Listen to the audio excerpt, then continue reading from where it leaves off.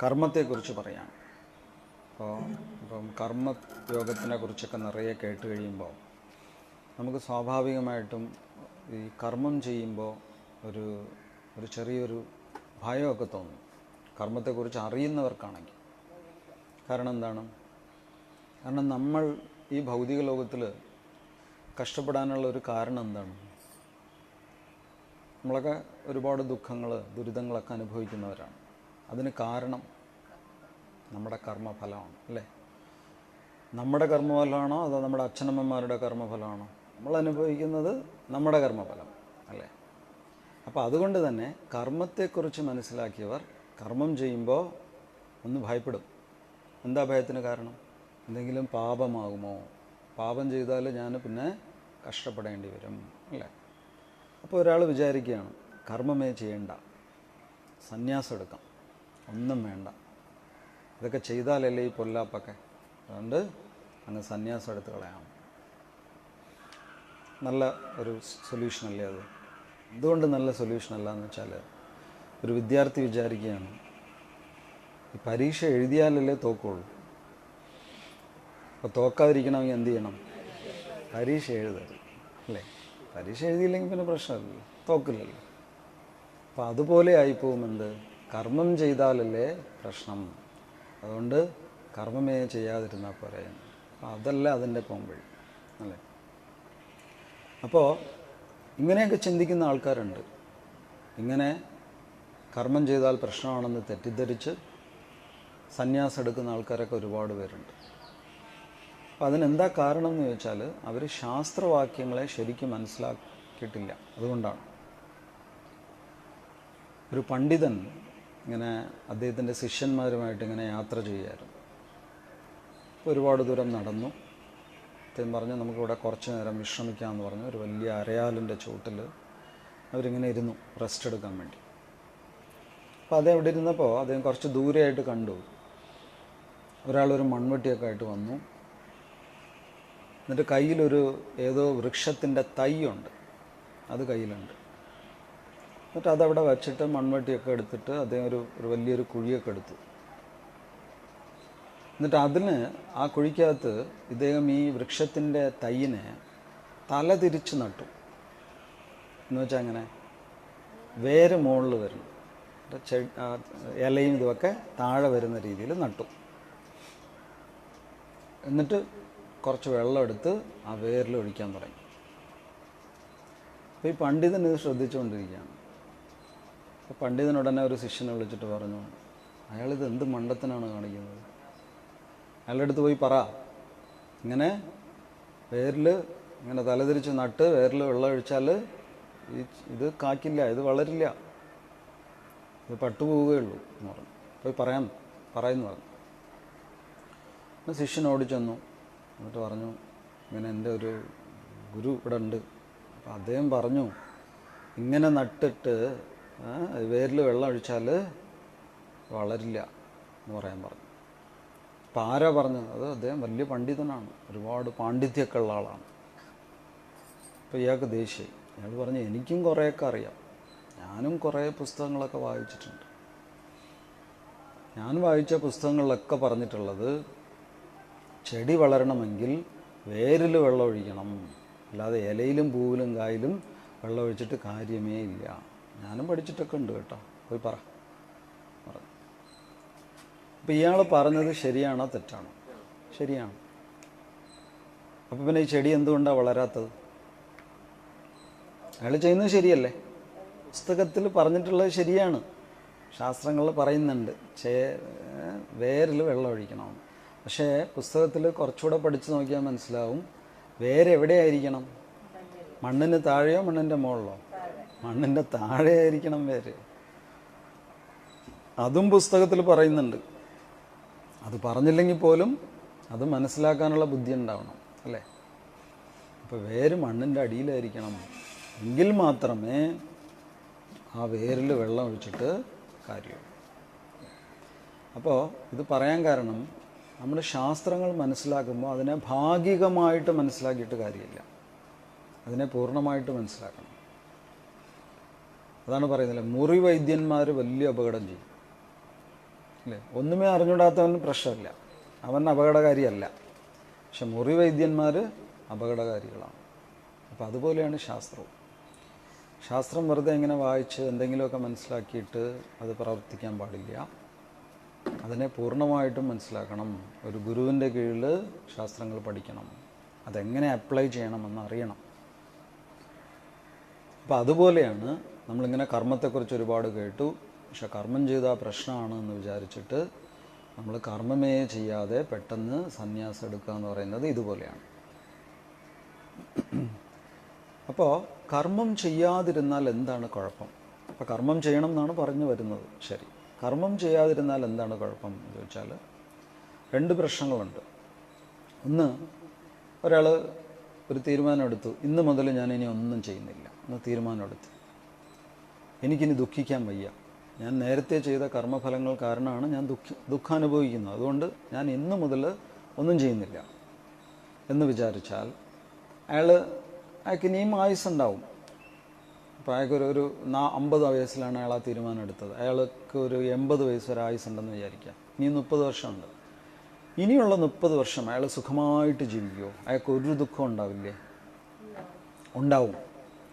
പക്ഷെ അയാൾ കർമ്മം ചെയ്യുന്നത് നിർത്തി. അയാളിപ്പോൾ പാപം ഒന്നും ചെയ്യുന്നില്ല. പക്ഷെ എന്നാലും അയാൾ എന്തിനാ ദുഃഖിക്കണേ?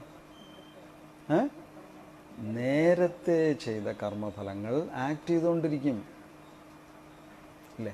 ഞാൻ ഇന്ന് മുതൽ ചെയ്യുന്നില്ലായിരിക്കും, പക്ഷെ ഇതിനു മുമ്പ് ചെയ്തതോ, പോയ ജന്മത്തിൽ ചെയ്തതോ, അതൊക്കെ ആക്റ്റാവും. അപ്പോൾ ദുഃഖിക്കാൻ വയ്യാന്ന് വിചാരിച്ചിട്ട് കർമ്മമേ ചെയ്യാതിരുന്നിട്ട് കാര്യമില്ല. പഴയത് കുറേയുണ്ട്, അത് ഇങ്ങോട്ട് വന്നുകൊണ്ടിരിക്കും അല്ലേ? ഇപ്പം നമ്മളൊരു ഡ്രൈവ് ചെയ്തുകൊണ്ടിരിക്കുമ്പോൾ നമ്മൾ റെഡ് ലൈറ്റിൽ നിർത്താതെ പോയി, ട്രാഫിക് സിഗ്നൽ അനുസരിച്ചില്ല, ലോ ബ്രേക്ക് ചെയ്തു. അത് പാസ് ചെയ്ത് പോയതിന് ശേഷമാണ് നമ്മൾ ആ ചോദിച്ചോ നിർത്തേണ്ടതായിരുന്നു, ആരെങ്കിലും കണ്ടോ ആവോ, പോലീസ് കണ്ടോ ആവോ, ഒന്ന് വണ്ടി കുറച്ചുകൂടെ മുന്നോട്ട് പോയിട്ട് നമ്മൾ സൈഡിൽ ഒതുക്കിയിട്ടൊന്ന് നോക്കി. നമ്മുടെ ഒരു ഹ്യൂമൻ നേച്ചറാണ്. നമ്മൾ തെറ്റ് ചെയ്താൽ നമ്മൾ ആദ്യം ഒന്ന് ചുറ്റും നോക്കും, ആരെങ്കിലും കണ്ടോ ആവോ. കണ്ടില്ലെങ്കിൽ കുഴപ്പമില്ല, തെറ്റ് ചെയ്തല്ലോ എന്നുള്ളൊരു വിഷമമല്ല, ആരെങ്കിലും കണ്ടല്ലോ എന്നാണ് നമുക്ക് പലപ്പോഴും വിഷമം. നമ്മൾ തെറ്റ് ചെയ്തതിനെക്കുറിച്ച് നമുക്ക് വലിയ വിഷമമില്ല. അപ്പോൾ ഇയാൾ ഇതുപോലെ വണ്ടി ഒതുക്കിയിട്ടിട്ട് ചുറ്റും നോക്കിയപ്പോൾ ഭാഗ്യത്തിന് പോലീസുകാരുമില്ല. പോലീസുകാരില്ല എന്ന് മാത്രം ആരുമില്ല, റോഡ് വിജനം. അപ്പോൾ അയാൾക്ക് സന്തോഷമായി. പക്ഷെ എന്നാലും അയാൾ വിചാരിച്ചേ ഇത് വലിയ മോശമായിപ്പോയി, നമ്മൾ അങ്ങനെ ലോ ബ്രേക്ക് ചെയ്യാൻ പാടില്ലായിരുന്നു. ശരി, അയാളൊരു തീരുമാനം എടുത്തു, ഇനി മുതൽ ഞാൻ ഡ്രൈവ് ചെയ്യുന്നില്ല, ഡ്രൈവിങ് ഞാൻ എന്നിടത്തോടെ നിർത്തി. അപ്പോൾ അയാൾക്ക് പ്രശ്നമൊന്നുമില്ല. 1 മാസം കഴിഞ്ഞ് ഒരു ലെറ്റർ വന്നു വീട്ടിൽ. എന്തായിരിക്കും ലെറ്റർ? എവിടെ നിന്നായിരിക്കും ലെറ്റർ വന്നത്? പോലീസ് സ്റ്റേഷനിൽ നിന്ന്, ട്രാഫിക് ഡിപ്പാർട്ട്മെൻറ്റിൽ നിന്ന് ഒരു ലെറ്റർ വരും. അതിൽ പറയും, മാന്യ സുഹൃത്തെ, നിങ്ങൾ ഇന്ന ദിവസം ഇത്ര മണിക്ക് റെഡ് ലൈറ്റ് ക്രോസ് ചെയ്ത് പോയി, അതിന് ദയവായിട്ട് ഈ ഫൈൻ അടച്ചാലും എന്ന് വളരെ ബഹുമാനത്തോടു കൂടി ഒരു ലെറ്റർ വരും. അയ്യോ, അത് ഇയാൾ എങ്ങനെ അറിഞ്ഞു എന്ന് ചോദിച്ചാൽ അടുത്ത പേജിൽ നല്ലൊരു ഫോട്ടോയൊക്കെ ഉണ്ടാവും അല്ലേ, ക്യാമറ ഉണ്ടായിരുന്നു അല്ലേ. അപ്പോൾ അയാൾ ലോ ഒന്നും ബ്രേക്ക് ചെയ്തില്ല, ഡ്രൈവിംഗ് വിട്ടിട്ടേ കാലം കുറേ ആയി. പക്ഷെ എങ്ങനെയാണ് ലെറ്റർ വന്നു? നേരത്തെ ചെയ്തത് അല്ലേ. അപ്പോൾ അതുകൊണ്ടാണ് പറയുന്നത്, കർമ്മം ചെയ്യുന്നത് നിർത്തിയത് കൊണ്ട് മാത്രം ദുഃഖത്തിൽ നിന്നും മോചനം കിട്ടില്ല. ഇനി രണ്ടാമതൊരു പ്രശ്നമുണ്ട് കർമ്മം ചെയ്യുന്നത് നിർത്തുന്നതുകൊണ്ട്. എന്താണെന്ന് ചോദിച്ചാൽ, നമ്മളൊക്കെ നിറയെ കർമ്മങ്ങൾ ഇതിനോടകം ചെയ്തിട്ടുണ്ട്. അപ്പോൾ ഓരോ തവണ നമ്മൾ എന്തെങ്കിലും ഒരു പ്രവർത്തനം, ഒരു കർമ്മം ചെയ്യുമ്പോഴും ഒരു വാസന നമ്മുടെ മനസ്സിൽ രൂപപ്പെടും. വാസന എന്ന് പറഞ്ഞാൽ എന്താണ്? ഒരു ശീലം എന്ന് വേണമെങ്കിൽ പറയാം അല്ലേ. ഇപ്പം നമ്മൾ സ്ഥിരമായിട്ട് 11 മണിക്ക് അല്ലെങ്കിൽ 12 മണിക്കാണ് ഉറങ്ങാൻ പോകുന്നത്. പല കാരണങ്ങൾ, ഓഫീസിൽ നിന്ന് വന്നപ്പോൾ ലേറ്റായി, അല്ലെങ്കിൽ വീട്ടിൽ വേറെ എന്തെങ്കിലും കാര്യങ്ങളായിരുന്നു, അങ്ങനെ 12 മണിക്കാണ് എന്നും കിടക്കാൻ പോകുന്നത്. ഒരു ദിവസം ഓഫീസില്ല, വീട്ടിൽ വേറെ പ്രശ്നമൊന്നുമില്ല, ജോലിയൊക്കെ തീർന്നു, 8 മണിക്ക് ജോലി തീർന്നു, നമ്മൾ പോയി കിടക്കണം, ഇന്നെങ്കിലും നേരത്തെ കിടന്നുറങ്ങണം എന്ന് പറഞ്ഞിട്ട് 8 മണിക്ക് പോയി കിടന്നാൽ ഉറക്കം വരുമോ? വരില്ല. എന്താ കാരണം? ശീലം. ഓൾറെഡി ഒരു വാസന ഫോമായി കഴിഞ്ഞു. അപ്പോൾ അതുകൊണ്ട് നമുക്കിനി എന്ത് ജോലിയില്ലെങ്കിലും നമുക്ക് ഉറക്കം വരണമെങ്കിൽ 12 മണിയാവണം. അപ്പോൾ ഇതിനെയാണ് വാസന എന്ന് പറയുന്നത്. അപ്പോൾ അതുപോലെ നമ്മൾ കർമ്മങ്ങൾ ചെയ്യുന്നത് ഇപ്പോൾ താൽക്കാലികമായി നിർത്തിയാലും നമ്മുടെ ഉള്ളിൽ പഴയ കർമ്മവാസനയുണ്ടെങ്കിൽ അത് ഇന്നല്ലെങ്കിൽ നാളെ വീണ്ടും നമ്മെ കർമ്മത്തിലേക്ക് കൊണ്ടെത്തിക്കും. അതിന് യാതൊരു സംശയമില്ല. വാസന ഭയങ്കര പവർഫുള്ളാണ്. അതുകൊണ്ടാണ് പലപ്പോഴും ആൾക്കാർ പറയാറുണ്ട്, എനിക്ക് പുകവലി നിർത്തണമെന്നുണ്ട്, പക്ഷെ പറ്റുന്നില്ല, അല്ലേ? ഇത് വേണ്ടാത്ത ശീലമാണെന്നറിയാം, എങ്കിലും പറ്റുന്നില്ല. എന്താ കാര്യം? വാസന, അല്ലേ? ആ സമയമാകുമ്പോൾ ആ വാസന നമ്മളങ്ങനെ പുഷ് ചെയ്യും, അല്ലേ? ആ സമയത്ത് അത് ചെയ്യാൻ തോന്നും നമുക്ക്, സ്ഥിരമായിട്ട് ചെയ്ത് ശീലിച്ച. അതാണ് ഒരിക്കലും ഒരു കാട്ടിൽ ഒരു കുറുക്കൻ, അയാൾ ഒരു ദിവസം ഭക്ഷണമൊക്കെ കിട്ടാതെ, നാട്ടിലൊരിടത്തും ഒന്നും കിട്ടിയില്ല. അപ്പോൾ അയാൾ വിചാരിച്ചു നമുക്ക് നാട്ടിൽ പോയൊന്ന് തപ്പി നോക്കാം, എന്തെങ്കിലും കിട്ടുമെന്ന് നോക്കട്ടെ എന്ന് പറഞ്ഞിട്ട് അയാൾ അടുത്തുള്ള ഗ്രാമത്തിൽ പോയി. കുറുക്കൻ അവിടെ ചെന്ന് നോക്കിയപ്പോൾ ഒരു വീട്ടിൻ്റെ പിന്നാമ്പുറത്തായിട്ട് ഒരു കോഴിക്കൂടുണ്ട്. അയാൾ വിചാരിച്ച് രക്ഷപ്പെട്ടു, ഇന്ന് ഈ കോഴിയെ അകത്താക്കാം എന്ന് പറഞ്ഞിട്ട് പയ്യെ പതുങ്ങി കോഴിയുടെ അടുത്ത് നിന്ന് കോഴിയെ പിടിക്കാൻ പോയത് ഭം എന്ന് പറഞ്ഞൊരു ശബ്ദം കിട്ടും. തിരിഞ്ഞു നോക്കിയപ്പോൾ കോഴിയുടെ ഉടമസ്ഥൻ വടിയായിട്ട് നിൽക്കും. ഉടനെ കുറുക്കൻ ചാടി ഓടി. ഓടുന്ന വേഗത്തിൽ കുറുക്കൻ ഒരു വലിയൊരു പാത്രത്തിൽ വെള്ളം ഉണ്ടായിരുന്നു. ആ വെള്ളത്തിൽ വീണു. പക്ഷെ അത് വെള്ളം സാധാരണ വെള്ളമല്ലായിരുന്നു, ചൂടുവെള്ളമല്ല, ചൂടുവെള്ളം അതുമല്ല. അയാൾ വീണത് നീലം മുക്കാൻ വെച്ചിരുന്ന വെള്ളത്തിൽ, അതിലെല്ലാം നീലം ഇട്ട് വെച്ചിരുന്നു. അതിലാണ് ചെന്ന് ചാടിയത്. എന്നിട്ട് പിന്നെ പടപടയെന്ന് അതിൽ നിന്ന് എണീറ്റ് ഓടി, ഒരു വിധത്തിൽ ഓടി രക്ഷപ്പെട്ട് കാട്ടിൽ ചെന്നു. കാട്ടിൽ ചെന്നപ്പോൾ എല്ലാവരും ഈ കുറുക്കനെ കണ്ട് സല്യൂട്ട് അടിക്കുന്നു. ഗുഡ് മോർണിംഗ് സർ, ഇരുന്നാലും എന്നൊക്കെ പറയുന്നു. ഭയങ്കര ബഹുമാനാദരങ്ങൾ. ഇത് നാൾ വരെയും ഈ കുറുക്കനെ കണ്ട എല്ലാവരും കല്ലെടുത്തെറിഞ്ഞ് ഓട്ടിച്ചിട്ടേ ഉള്ളൂ. ഇത് ഇയാൾക്ക് അത്ഭുതം, ഇതെന്താ പറ്റിയത്? പെട്ടെന്ന് എന്നെ എല്ലാവരും ഇങ്ങനെ ബഹുമാനിക്കുന്നു. അവസാനം എല്ലാ മൃഗങ്ങളും ഒത്തുകൂടിയിട്ട് പറഞ്ഞു, ഇനി മുതൽ താങ്കളാണ് ഞങ്ങളുടെ രാജാവ്. അപ്പോൾ കുറുക്കന് സന്തോഷമായി. കുറുക്കനത് എന്താണെന്നേ മനസ്സിലാവില്ല. ഇപ്പം രാജാവായി കഴിയുമ്പോൾ സമയാസമയത്ത് ഭക്ഷണം, പരിചാരകന്മാർ. അപ്പോൾ കുറുക്കൻ ഒരു ദിവസം കൊണ്ട് കാട്ടിലെ രാജാവായി. ഒന്നും ചെയ്തില്ല. ഒരു പാത്രം വെള്ളത്തിൽ വീണത് മാത്രം ഓർമ്മയുണ്ട്. എങ്ങനെ രാജാവായെന്ന് ഒരു പിടിയില്ല. എങ്ങനെയാണ് രാജാവായത്? കംപ്ലീറ്റ് നീല നിറമായി. അപ്പോൾ മറ്റു മൃഗങ്ങളൊക്കെ വിചാരിച്ചു ഇതേതോ വിചിത്രമായിട്ടുള്ള മൃഗമാണെന്ന് പറഞ്ഞു. അങ്ങനെ ഒരു ദിവസം രാത്രിയായപ്പോൾ കുറുക്കൻ ഭക്ഷണമൊക്കെ കഴിഞ്ഞ് ഏമ്പക്കമൊക്കെ വിട്ട് എന്തോ ഉറക്കം വരുന്നില്ല. ഒന്ന് പുറത്തിറങ്ങിയപ്പോൾ നല്ല നിലാവുള്ള രാത്രി. പിന്നെ പെട്ടെന്നൊരു ശബ്ദം. എന്താണ്? വേറെ ഏതോ കുറുക്കന്മാർ ഓരിയിടുന്നു. രാത്രിയായ കുറുക്കന്മാർ ഓരിയിടും, അറിയില്ല. അപ്പോൾ ഉടനെ ഈ കുറുക്കനും എന്ത് ചെയ്തു? അവരുടെ കൂടെ കോറസായിട്ട് ഓരിയിട്ടു. അവരൊരു തവണ ഓരിയിട്ട് അയാൾ 2 തവണ ഓരിയിട്ടു. ഒരേ ബഹളം. അപ്പോൾ ചുറ്റുമുള്ള പരിചാരകന്മാരൊന്ന് നോക്കിയപ്പോൾ ഇവിടെ രാജാവ് ഓരിയിട്ടുകൊണ്ടിരിക്കുന്നു. അപ്പോൾ അവർക്ക് സംശയമായി. കഷ്ടകാലത്തിന് പെട്ടെന്ന് മഴയും പെയ്തു. അപ്പോൾ എന്തായി? നീല കളറെല്ലാം പോവുകയും ചെയ്തു. ഇയാൾ മഴയത്തൊന്ന് സുഖമായിട്ട് ഓരിയിട്ടുകൊണ്ടിരിക്കുന്നു. ഉടനെ എല്ലാവരും കൂടെ ഒന്ന് അടിച്ച് ഓട്ടിച്ചു. അപ്പോൾ ഈ രാജാവായിട്ടിരിക്കുകയല്ലേ, മര്യാദയ്ക്കിരിക്കണം എന്ന് വിചാരിച്ചിരുന്നൂടെ? എന്തിനാ ഓരിയിടാൻ പോയത്? കാരണം വാസന, അല്ലേ? അത് മനസ്സിൽ കിടക്കുകയാണ്. ഇതിൽ നമ്മൾ പറയുന്നില്ലേ, എന്താണ് ഈ അട്ടയെ പിടിച്ച് അതിനെ ഏത് മെത്തയിൽ പിടിച്ചിട്ടാലും അത് അവിടെ കിടക്കില്ല. കാരണം അതിനൊരു വാസനയുണ്ട്. അതിന് വാസനയുണ്ട്, അല്ലേ? അപ്പോൾ ഈ വാസന ഉള്ളിടത്തോളം കാലം നമുക്ക് കർമ്മത്തിൽ നിന്നും പൂർണ്ണമായിട്ട് വിട്ടു നിൽക്കാൻ പറ്റില്ല. നമ്മൾ അതുവരെയും ചെയ്ത് ശീലിച്ച കർമ്മങ്ങൾ നമുക്ക് വീണ്ടും വീണ്ടും ചെയ്യണമെന്ന് തോന്നും. അപ്പം ചുരുക്കി പറഞ്ഞാൽ കർമ്മങ്ങൾ ചെയ്യാതിരിക്കാൻ പറ്റില്ല എന്ന് വെച്ചിട്ട് സന്യാസമേ പാടില്ല, സന്യാസം മോശപ്പെട്ട കാര്യമാണ് എന്നല്ല പറയുന്നത്. സന്യാസമൊക്കെ നല്ലത് തന്നെയാണ്. പക്ഷേ സന്യാസം എടുക്കണമെങ്കിൽ നമുക്ക് അതിനാവശ്യമായിട്ടുള്ള പക്വത വന്നിരിക്കണം. അല്ലേ? പക്വതയില്ലാതെ നമ്മൾ സന്യാസം എടുക്കാൻ പാടില്ല. ഓരോ ആശ്രമത്തിനും അതിൻ്റേതായ യോഗ്യതയുണ്ട്. ഒരു ബ്രഹ്മചാരിയായിരിക്കാൻ ഒരു യോഗ്യതയുണ്ട്. ആ യോഗ്യതയുള്ളവരാണ് ബ്രഹ്മചാരിയായിട്ടിരിക്കേണ്ടത്, അല്ലേ? ഗൃഹസ്ഥാശ്രമത്തിൽ പോകണമെങ്കിലും അതിനൊരു യോഗ്യതയുണ്ട്. യോഗ്യതയില്ലാതെ ഗൃഹസ്ഥാശ്രമത്തിലും പോകാൻ പാടില്ല. അപ്പോഴൊക്കെ പറയും, അത് പയ്യനെ കൊണ്ട് തോറ്റു, അവൻ ജോലിക്കും പോകണില്ല, നാട്ടുകാരുടെ അടുത്ത് നിന്ന് അടിയും കൊള്ളുന്നു, ഒരു കാര്യം ചെയ്യാം, ഇവനൊന്ന് കെട്ടിച്ച് വിട്ടുകളയാം, അപ്പോൾ എല്ലാ പ്രശ്നവും തീരും. അപ്പോൾ കല്യാണം കഴിക്കാനുള്ള മിനിമം യോഗ്യത എന്താണ്? ജോലിയും കൂലിയും ഉണ്ടാവാൻ പാടില്ല. നാട്ടുകാരുടെ കയ്യിൽ നിന്ന് അടി വാങ്ങിച്ചാൽ ഇവൻ കല്യാണം കഴിക്കാൻ യോഗ്യനാണ്. ആണോ? അല്ല. അപ്പോൾ എല്ലാത്തിനും, എല്ലാ ആശ്രമത്തിനും അതിൻ്റേതായ യോഗ്യതയുണ്ട്, യോഗ്യതകൾ വേണം. അതുപോലെ സന്യാസം എടുക്കണമെങ്കിലും മനസ്സിന് അതിൻ്റേതായ പക്വത വരണം.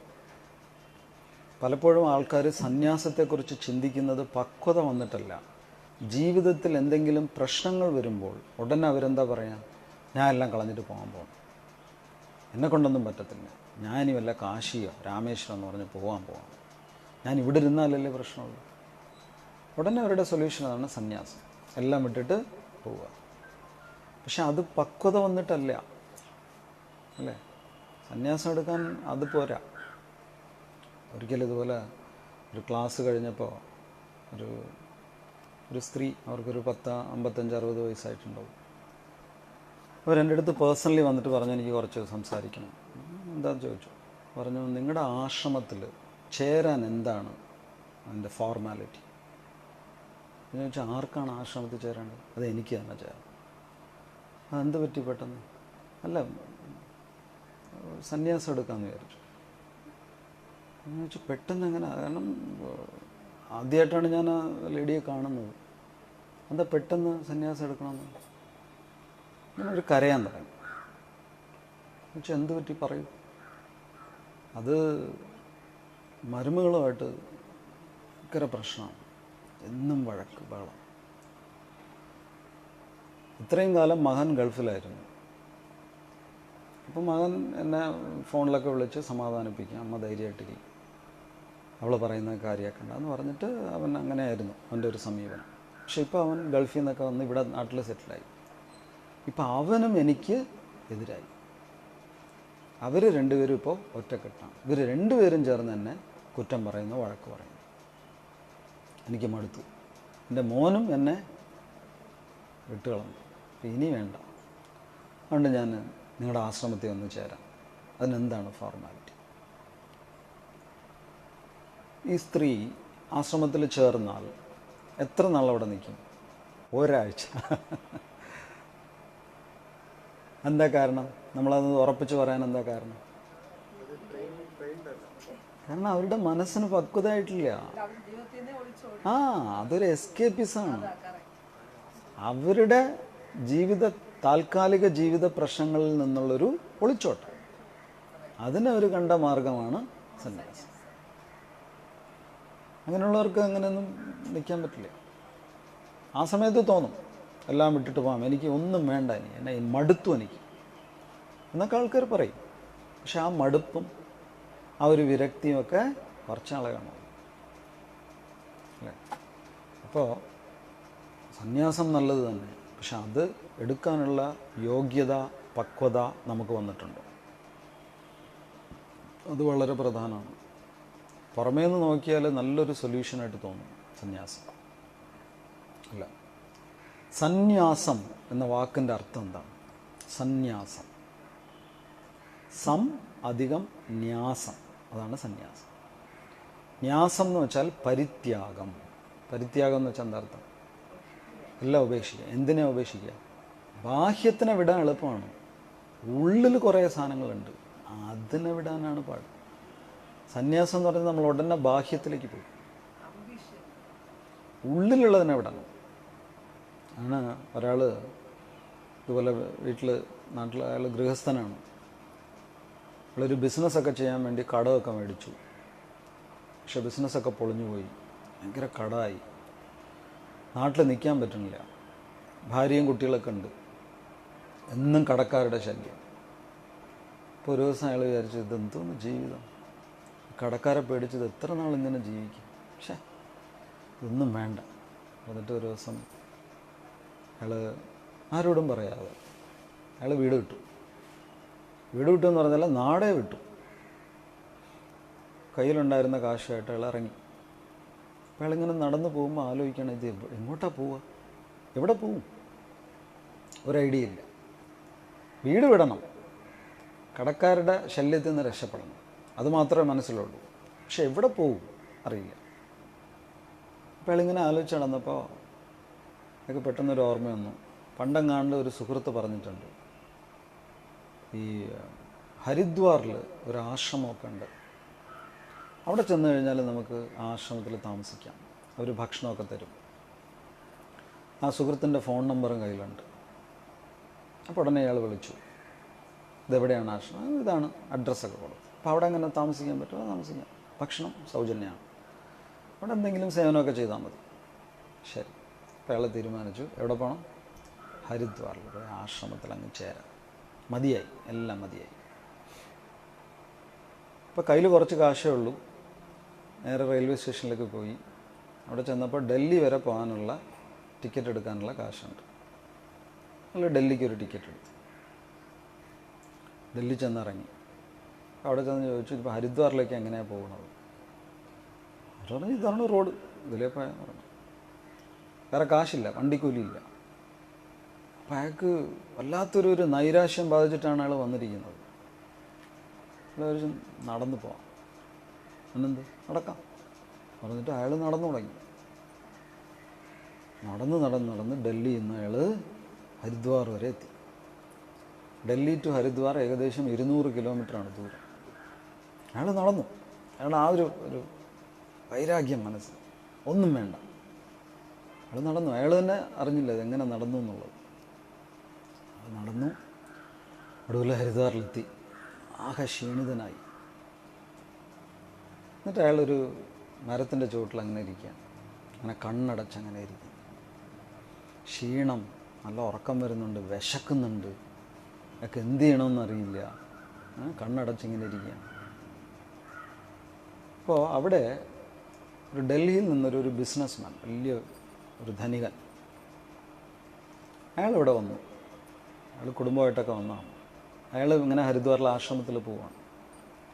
അപ്പോൾ അവിടെ വണ്ടി നിർത്തി, അവരെന്തോ കഴിക്കാനോ എന്തോ വണ്ടി നിർത്തി. അപ്പോൾ അയാൾ നോക്കിയപ്പോൾ വലിയ മരത്തിൻ്റെ ചുവട്ടിൽ ഒരാളിങ്ങനെ കണ്ണടച്ച് ധ്യാന നിമഗ്നനായിട്ടിരിക്കുന്നു. ഇദ്ദേഹം ധ്യാനിക്കുകയാണോ?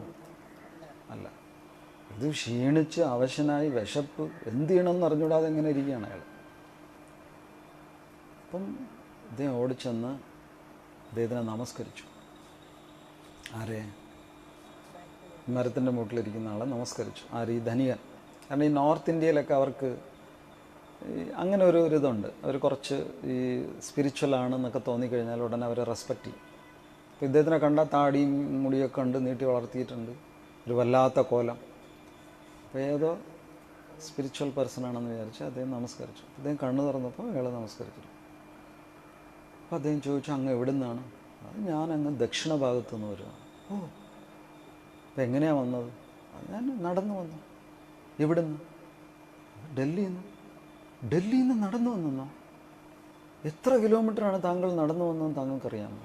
എനിക്കറിയില്ല, നടക്കണമെന്ന് തോന്നി ഞാൻ നടന്നു. അങ്ങ് ഏതോ ഒരു വലിയ മഹാനുഭാവൻ തന്നെ, ഇത്രയും ദൂരം അങ്ങ് നടന്നു വന്നെന്നോ? എന്തോ ഒരു ദിവ്യത്വം ഉണ്ട് അങ്ങേക്ക്, അതല്ലാതെ ഒരു സാധാരണക്കാരൻ ഇത്ര ദൂരമൊന്നും നടന്നു വരാൻ പറ്റത്തില്ല പറഞ്ഞിട്ട് ഇദ്ദേഹത്തിന് വലിയ സന്തോഷമായി. ഒരു ദിവ്യനെ കണ്ടു, എന്നെ അനുഗ്രഹിക്കണം എന്ന് പറഞ്ഞിട്ട് അദ്ദേഹം കാലിൽ വീണു. കുടുംബാംഗങ്ങളൊക്കെ കാലിൽ അവരെയൊക്കെ വീഴാൻ പറഞ്ഞു. അപ്പോൾ ഇദ്ദേഹത്തിനൊന്നും മനസ്സിലായില്ല. ശരി, ഇങ്ങനെ കൈ കാണിച്ചു, നന്നായിരിക്കും. അദ്ദേഹം പോകുന്ന സമയത്ത് പറഞ്ഞു, എൻ്റെ ഒരു ചെറിയ ദക്ഷിണ സ്വീകരിക്കും പറഞ്ഞിട്ട് അദ്ദേഹത്തിൻ്റെ ഫ്രണ്ടിൽ ഇദ്ദേഹം ഒരു പാക്കറ്റ് വെച്ചിട്ട് പോയി. അദ്ദേഹം തുറന്നു നോക്കുന്നു, വലിയൊരു തുക ആ പാക്കറ്റിലുണ്ട്.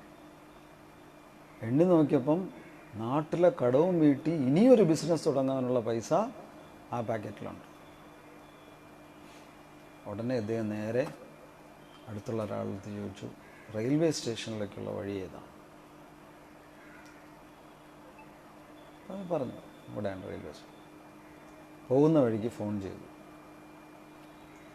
എൻ്റെ ഭാര്യയെ വിളിച്ച് പറഞ്ഞു, ഞാൻ 2-3 ദിവസത്തിനുള്ളിൽ അവിടെ എത്തും, നല്ല വിശപ്പുണ്ട്, നല്ല ചോറും കറിയൊക്കെ ഉണ്ടാക്കി വയ്ക്കും, നമ്മുടെ ഭക്ഷണം കഴിച്ചിട്ട് കുറേ സമയമായി, കടങ്ങളൊക്കെ നമുക്ക് വീട്ടാം പറഞ്ഞിട്ട് ഇയാൾ നേരെ നാട്ടിലേക്ക് വണ്ടി കയറി. ഇയാൾ എന്തിനാണ് ഇവിടെ വന്നത്? ഹരിദ്വാറിൽ ആശ്രമത്തിൽ ചേരാൻ, സന്യാസിയാവാൻ, എല്ലാം വിടാൻ അല്ലേ? ഇപ്പം അതിന് തിരിച്ച് നാട്ടിൽ പോയത്. അത്രയും നാളായൊക്കെണ്ടായിരുന്ന ആ ഒരു പരിത്യാഗ മനോഭാവം എവിടെ പോയി അല്ലേ? അപ്പം അതാണ് നമ്മൾ തന്നെ നമ്മളെക്കുറിച്ച് നമുക്കേ ചിലപ്പോൾ മനസ്സിലാവില്ല. നമ്മൾ വിചാരിക്കും ഞാൻ ഇവിടെയൊക്കെ എത്തിയെന്ന് വിചാരിക്കും. പക്ഷെ പിന്നീടായിരിക്കും നമ്മൾ മനസ്സിലാക്കുന്നത് നമ്മൾ ഒരിടത്തും എത്തിയിട്ടില്ല. നമ്മുടെ മനസ്സ് നമ്മളെ പറ്റിച്ചു.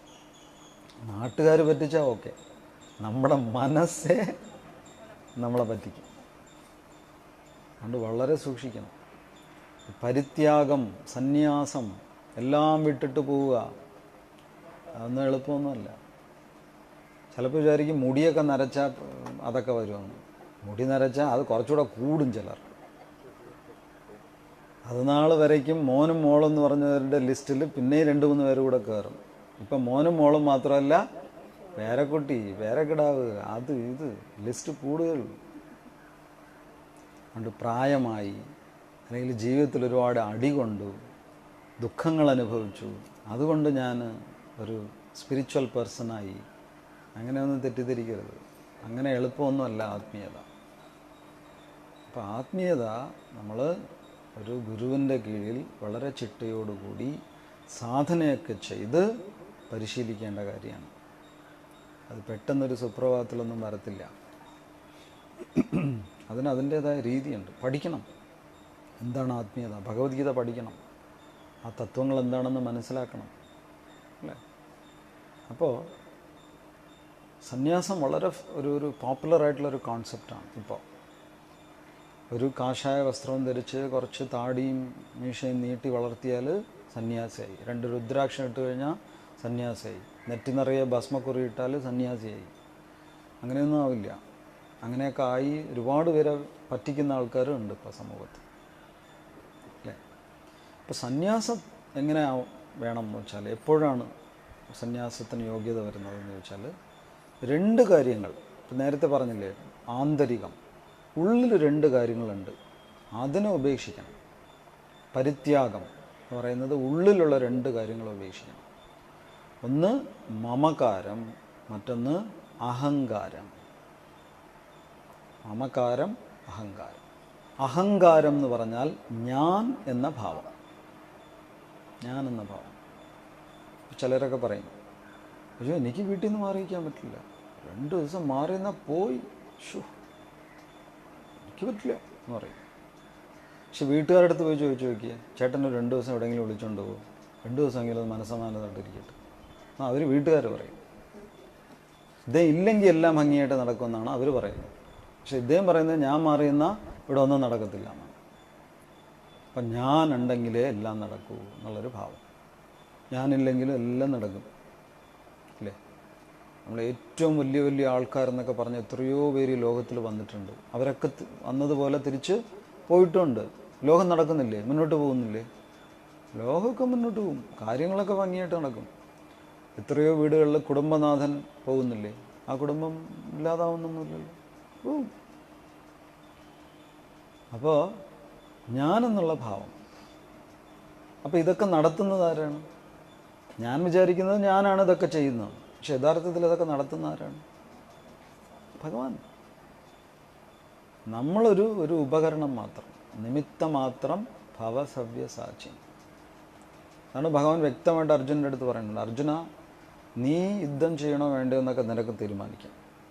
പക്ഷെ മഹാഭാരത യുദ്ധം നടക്കണോ വേണ്ടയോ എന്ന് നിനക്ക് തീരുമാനിക്കാൻ പറ്റില്ല അല്ലേ? അത് ആ സ്റ്റേറ്റ്മെൻറ്റ് ഭയങ്കര ഒരു പവർഫുൾ സ്റ്റേറ്റ്മെൻറ്റാണ്. ഞാൻ പറയുന്നത്, നീ യുദ്ധം ചെയ്യണോ വേണ്ടയോ എന്ന് നീ തീരുമാനിച്ചോ. പക്ഷെ മഹാഭാരത യുദ്ധം നടക്കണോ വേണ്ടയോ എന്ന് ആര് തീരുമാനിക്കും? ഞാൻ തീരുമാനിക്കും. ഞാൻ തീരുമാനിച്ച് കഴിഞ്ഞു. ഭഗവാൻ ഓൾറെഡി തീരുമാനിച്ചു കഴിഞ്ഞു. യുദ്ധം നടന്നിരിക്കും അല്ലേ?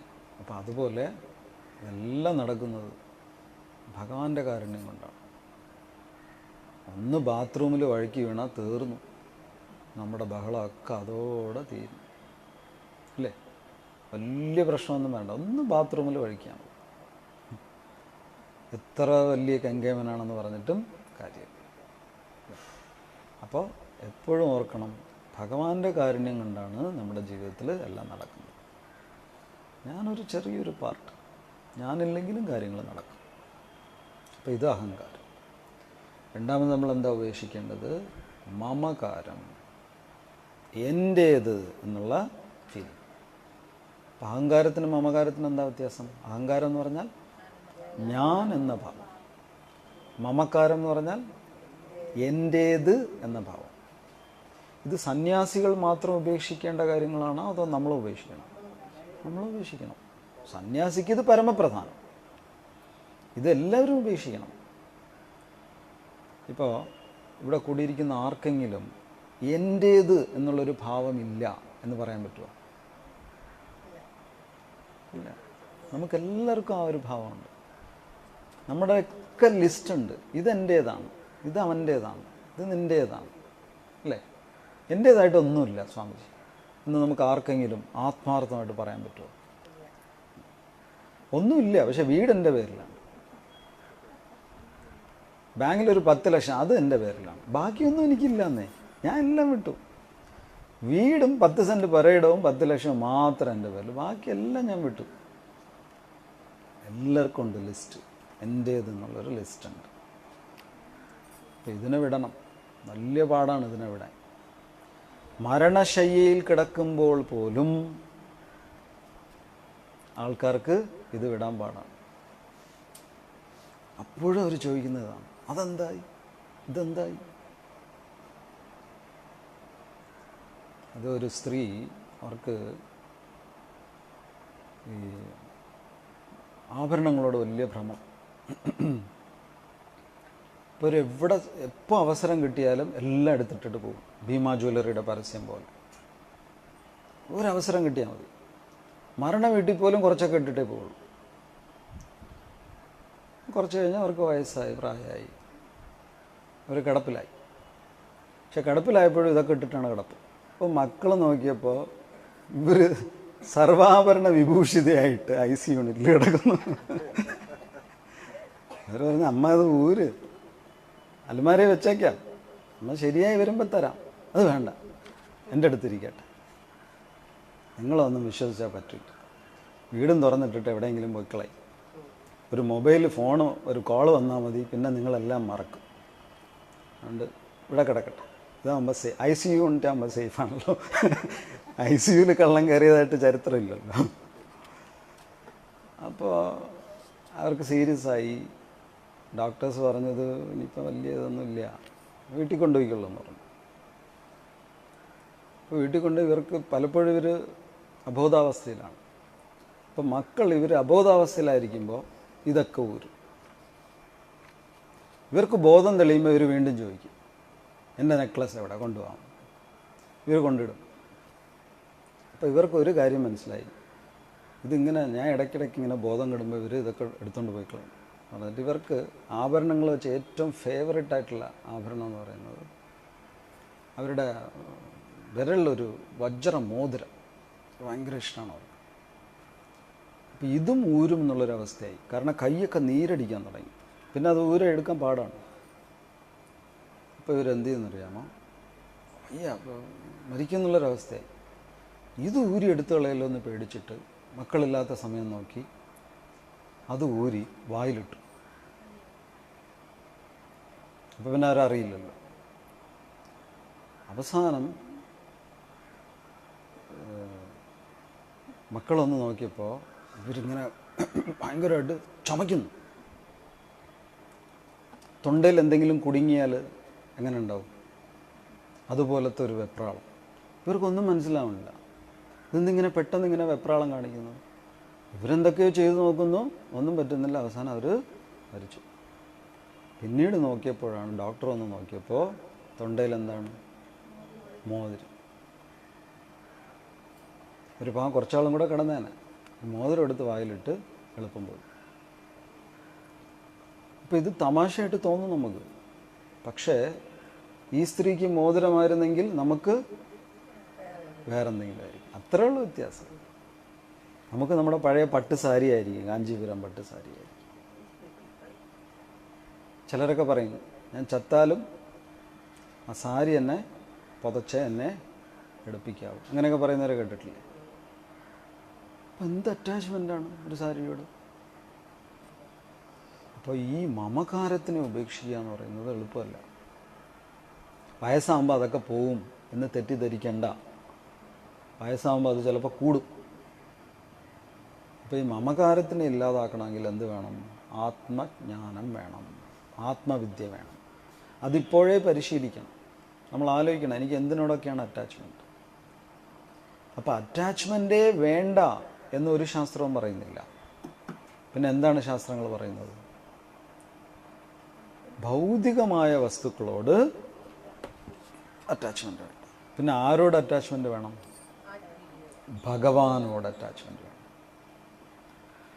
നമ്മളിപ്പോൾ വച്ചിരിക്കുന്ന ഈ ഭൗതിക വസ്തുക്കളോടുള്ള അറ്റാച്ച്മെൻറ്റിനെയൊക്കെ എടുത്ത് നമ്മളെവിടെ വയ്ക്കണം? ഭഗവാനിൽ വയ്ക്കണം. എനിക്ക് അറ്റാച്ച്മെൻ്റാണ്. എന്തിനോട്? ആരോട്? ഭഗവാനോട് അറ്റാച്ച്മെൻറ്റ്. കൃഷ്ണ കൃഷ്ണ കൃഷ്ണ കൃഷ്ണ, എപ്പോഴും ഭഗവാന്റെ നാമം, എപ്പോഴും ഭഗവത് സ്മരണ. ഇത് നല്ലതാണോ ഈ അറ്റാച്ച്മെൻറ്റ്? നല്ലതാണ്. നമുക്ക് അറ്റാച്ച്മെൻറ്റ് തന്നിരിക്കുന്നതേ എന്തിനു വേണ്ടിയിട്ടാണ്? ഭഗവാനുമായിട്ട് അറ്റാച്ച്ഡ് ആവാനാണ്. നമ്മൾ ഈ നശ്വരമായ വസ്തുക്കളുമായിട്ട് അറ്റാച്ച്ഡായി നമ്മൾ ദുഃഖിക്കുകയാണ് യഥാർത്ഥത്തിൽ, അല്ലേ? അപ്പോൾ അതാണ് മമകാരം. ഇതിനെ വിടാൻ വലിയ പാടാണ്. അഹങ്കാരമൊക്കെ ചിലപ്പോൾ കുറയും. കാരണം കുറേ അടിയൊക്കെ കൊള്ളുമ്പോൾ നമ്മൾ കുറച്ച് ഹമ്പിളാവും. ചിലപ്പോൾ ജീവിതത്തിൽ കുറേ അടി കിട്ടുമല്ലോ, അപ്പോൾ ആ പഴയ ശൗര്യമൊക്കെ ചിലപ്പം കുറയും. പക്ഷെ മമകാരം, എൻ്റേതെന്നുള്ളൊരു ഫീലിംഗ്, അത് പാടാണ്. ആണ് ഒരു രാജാവ് ഇങ്ങനെ നായാട്ടിന് പോവുകയാണ്. നായാട്ടൊക്കെ കഴിഞ്ഞിട്ട് തിരിച്ചു വരുമ്പോൾ കാട്ടിൽ ഒരു നല്ല പ്രായമായിട്ടുള്ള ഒരാൾ, ഒരു സന്യാസി, അദ്ദേഹം അങ്ങനെ ഇരുന്ന് ധ്യാനിച്ചുകൊണ്ടിരിക്കുന്നു. അദ്ദേഹത്തിൻ്റെ മുഖത്തുനിന്ന് വലിയ തേജസ് വരുന്നു. അപ്പോൾ അദ്ദേഹത്തിനെ കണ്ടതും ഇദ്ദേഹം അട്രാക്റ്റഡായി.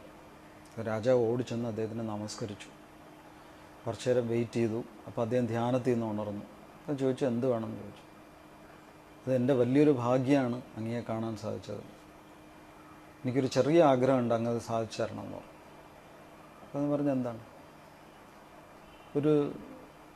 ഒരു ദിവസമെങ്കിലും അങ്ങ് എൻ്റെ കൊട്ടാരത്തിൽ വരണം, എൻ്റെ രാജ്യത്തിൽ അങ്ങയുടെ ആ പാദം പതിയണം, ദയവ് ചെയ്ത് എൻ്റെ കൂടെ വരണം ഒരു ദിവസത്തേക്കെങ്കിലും. അങ്ങ് സന്യാസിയാണ് എനിക്കറിയാം, എങ്കിലും എൻ്റെ ഒരു ആഗ്രഹം, ദയവായിട്ട് വരണം. അതിനെന്താ, വരാമല്ലോ പറഞ്ഞു. സന്യാസി ഇദ്ദേഹത്തിൻ്റെ കൂടെ രഥത്തിൽ കയറിപ്പോയി. ഇപ്പോൾ പോകുന്ന വഴിക്ക് ഇദ്ദേഹത്തിൻ്റെ രാജ്യത്തിൻ്റെ അതിർത്തിയിൽ കയറി രാജ്യത്തിനകത്ത് പ്രവേശിച്ചു. ഇപ്പോൾ രാജാവ് പറഞ്ഞു, ദാ കാണുന്നില്ലേ വലിയ പൂന്തോട്ടം, ആ അതെൻ്റേതാണ്. ഓ കൊള്ളാം. കുറച്ചുകൂടി മുന്നോട്ട് പോയി, ദാ കാണുന്നില്ലേ വലിയൊരു അമ്പലം, അതെൻ്റേതാണ്. കുറച്ചുകൂടി മുന്നോട്ട് പോയി, ദാ കാണുന്നില്ല വലിയൊരു ഗോശാല, അതെൻ്റേതാണ്. ഇങ്ങനെ ഇദ്ദേഹം പോകുന്ന വഴിക്കെല്ലാം കാണിച്ചിട്ട് അതെൻ്റേതാണ്, ഇതെൻ്റേതാണ്, ഇതെൻ്റേതാണ്. എന്നിട്ട് ഒടുവിൽ അദ്ദേഹം കൊട്ടാരത്തിലെത്തി. എന്നിട്ട് കൊട്ടാരത്തിൻ്റെ ഫ്രണ്ടിൽ നിന്നിട്ട് പറഞ്ഞു, ദാ കാണുന്നില്ലേ വലിയ കൊട്ടാരം, അത് എൻ്റേതാണ്. അപ്പോൾ ഈ സന്യാസി പറഞ്ഞു, എന്നെ തിരിച്ച് കാട്ടിൽ കൊണ്ടുവന്ന് വിട്ടേക്ക്. ചോദിച്ചു, എന്തു പറ്റി? ഇല്ല, കൊട്ടാരത്തിൽ കയറുന്നു. എന്താ, എന്തു പറ്റി? ഞാൻ എന്തെങ്കിലും അപരാധം പ്രവർത്തിച്ചോ? അല്ല, ഞാൻ വിചാരിച്ചു താങ്കളൊരു രാജാവാണ്, നല്ല ആളാണെന്നൊക്കെയാണ് വിചാരിച്ചത്. പക്ഷെ താങ്കൾ ഇത്രയും വലിയൊരു കള്ളനാണെന്ന് ഞാൻ അറിഞ്ഞില്ല. താങ്കൾ മാത്രമല്ല, താങ്കളുടെ കുടുംബമേ ഒരു കള്ളത്തരം പറയുന്ന കുടുംബമാണെന്ന് എനിക്കിപ്പോൾ മനസ്സിലായി. ചോദിച്ചു, എൻ്റെ കുടുംബത്തിനെ അറിയാമോ? ഓ അറിയാം. എനിക്ക് താങ്കളുടെ അച്ഛനെ അറിയാം. ആ എൻ്റെ അച്ഛനെ അറിയാം. എനിക്ക് താങ്കളുടെ അപ്പൂപ്പനെ അറിയാം. ഓ എങ്ങനെ? അത് ഞാനറിയാം. ഞാനിവിടെ ഇതുവഴി ഞാൻ എത്രയോ തവണ തീർത്ഥാടനത്തിന് മുമ്പ് വന്നിട്ടുണ്ട്. ശരി, അപ്പം ഞാൻ കള്ളനാണെന്ന് പറയാൻ എന്താ കാരണം? ഞാൻ എന്ത് കള്ളത്തിനാണ് പറഞ്ഞത്? എൻ്റെ കുടുംബത്തിലുള്ളവർ എന്ത് കള്ളത്തിനാണ് പറഞ്ഞത്, കാണിച്ചത്? അപ്പോൾ അദ്ദേഹം പറഞ്ഞു, എത്രയോ വർഷങ്ങൾക്ക് മുമ്പ് ഞാൻ ചെറുപ്പമായിരുന്നപ്പോൾ, ഞാൻ ഇതുവഴി വന്നപ്പോൾ താങ്കളുടെ മുത്തശ്ശനായിരുന്നു ഇവിടുത്തെ രാജാവ്. അദ്ദേഹം എന്നെ ഇതുപോലെ കൊട്ടാരത്തിലേക്ക് കൊണ്ടുപോയി. നിങ്ങൾ ഈ കാണിച്ചു തന്നില്ലേ പൂന്തോട്ടം, അത് കാണിച്ചിട്ട് അദ്ദേഹം അന്ന് എൻ്റെ അടുത്ത് പറഞ്ഞത് ഈ പൂന്തോട്ടം എൻ്റേതാണെന്നാണ്. നിങ്ങൾ കാണിച്ചു തന്നില്ല ഒരു വലിയൊരു അമ്പലം, അത് കാണിച്ചു തന്നിട്ട് നിങ്ങളുടെ മുത്തശ്ശൻ അന്ന് എൻ്റെ അടുത്ത് പറഞ്ഞത് ഈ അമ്പലം എൻ്റേതാണെന്നാണ്. ഇപ്പം നിങ്ങൾ കാണിച്ചു തന്നില്ല ഒരു വലിയ കൊട്ടാരം, ഈ കൊട്ടാരത്തിനെ, ഇതേ കൊട്ടാരത്തിനെ ചൂണ്ടിക്കാണിച്ചിട്ട് അദ്ദേഹം എൻ്റെ അടുത്ത് പറഞ്ഞത് ആ കൊട്ടാരം അദ്ദേഹത്തിൻ്റേതാണെന്ന്. അത് കഴിഞ്ഞ് എത്രയോ വർഷങ്ങൾ കഴിഞ്ഞ് ഞാൻ വീണ്ടും വന്നപ്പോൾ താങ്കളുടെ മുത്തശ്ശൻ മരിച്ചുപോയി. അപ്പോൾ താങ്കളുടെ അച്ഛനായിരുന്നു രാജാവ്. താങ്കളുടെ അച്ഛനും ഇതേ കൊട്ടാരത്തിനെ ചൂണ്ടിക്കാണിച്ചിട്ട് പറഞ്ഞത് ഇത് എൻ്റേതാണെന്നാണ്. ഇപ്പം നിങ്ങൾ വന്നിട്ട് പറയുന്നു ഈ കൊട്ടാരം നിങ്ങളുടേതാണെന്ന്. അപ്പം നിങ്ങളുടെ കുടുംബമേ കള്ളം പറയുന്ന കുടുംബമാണല്ലോ. നിങ്ങളുടെ മുത്തശ്ശനും പറഞ്ഞത് അദ്ദേഹത്തിനാണ്, നിങ്ങളുടെ അച്ഛനും പറഞ്ഞു, ഇപ്പം നിങ്ങളും പറയുന്നു. കള്ളത്തിനല്ലേ നിങ്ങൾ പറയുന്നത്? അതുകൊണ്ട് ഞാൻ വരുന്നില്ല, പോകുന്നു പറഞ്ഞു. അപ്പം ഇതെന്താ ഈ സന്യാസി പറഞ്ഞത്, മനസ്സിലായോ? എന്ത് കള്ളത്തിനാണ് ഇവർ പറഞ്ഞത്? മുത്തശ്ശൻ ആദ്യം എന്താ പറഞ്ഞത്, ഈ കൊട്ടാരം എൻ്റേതാണെന്ന്. എന്നിട്ട് മുത്തശ്ശൻ കൊണ്ടുപോയോ? കൊണ്ടുപോയില്ല. അപ്പോൾ അതിൻ്റെ അർത്ഥം എന്താണ്? ആ കൊട്ടാരം മുത്തശ്ശൻ്റേതല്ല. അപ്പോൾ മുത്തശ്ശൻ കള്ളം പറഞ്ഞാണോ? അല്ലയോ? കള്ളാണ് പറഞ്ഞത്, മുത്തശ്ശൻ്റേതല്ല അത്. അച്ഛൻ വന്നിട്ട് എന്ത് പറഞ്ഞു? എൻ്റേതാണ്. എന്നിട്ട് അച്ഛൻ കൊണ്ടുപോയോ? ഇല്ല. അപ്പോൾ അതിൻ്റെ അർത്ഥം എന്താണ്? അത് അച്ഛൻ്റേതല്ല. അപ്പോൾ അച്ഛനും കള്ളം പറഞ്ഞു. അപ്പോൾ ഇയാൾ എന്താ പറയുന്നത്? എൻ്റേതാണ്. ഇയാൾ കൊണ്ടുപോകുമോ? ഇല്ല. അപ്പോൾ ഇയാൾ പറഞ്ഞത് എന്താണ്? കള്ളം. അപ്പോൾ ഇതിൻ്റെ അർത്ഥം എന്താണ്? ഇതൊന്നും നമ്മുടേതല്ല. നമ്മുടേതെന്ന് പറയുന്നത് എത്രയോ കാലം മുമ്പ് വേറെ ആരുടേതെന്ന് വേറെ ആരോ പറഞ്ഞിട്ടുണ്ട്, അല്ലേ? അപ്പം നമ്മുടെ പേരിൽ പതിച്ചു തന്നിരിക്കുന്ന ഈ ഭൂമി നമ്മളിപ്പോൾ പറയുന്നു നമ്മുടേതാണെന്ന്. പക്ഷെ ഒരു 50 വർഷം മുമ്പ് വേറൊരാൾ പറയും അത് അയാളുടേതാണ്. അതിനും കുറച്ച് കാലം മുമ്പ് വേറൊരാളോ പറഞ്ഞിട്ടുണ്ടാവും. ഇനി നമ്മൾ പോയതിന് ശേഷം നമ്മുടെ മക്കൾ പറയും ഇത് എൻ്റേതാണ്. അപ്പോൾ എല്ലാം കള്ളം. അപ്പോൾ സത്യം എന്താണ്? ഈശാവാസ്യം ഇതം സർവം, ഇതെല്ലാം ഭഗവാന്റേതാണ്. അപ്പം എൻ്റേതെന്ന് പറയാൻ ഈ ലോകത്തിൽ എന്താ ഉള്ളത്? കറക്റ്റ്. നമുക്ക് എന്തിനെങ്കിലും എൻ്റേതെന്ന് പറയണമെങ്കിൽ നമുക്ക് ആരെ പറയണം? കൃഷ്ണ, ഗുരുവായൂരപ്പ, നീ എൻ്റേതാണ്. പക്ഷെ അത് നമ്മൾ പറയുമോ? അത് പറയില്ല. അതല്ലേ പ്രശ്നം. ഈ വീടെൻ്റേതാണ്, ഈ സ്വത്തെൻ്റേതാണ്, അതൊക്കെ നമ്മൾ 100 വട്ടം പറയും. കൃഷ്ണ, ഗുരുവായൂരപ്പ, നീ എൻ്റേതാണെന്ന് നമ്മൾ എത്ര തവണ പറയും?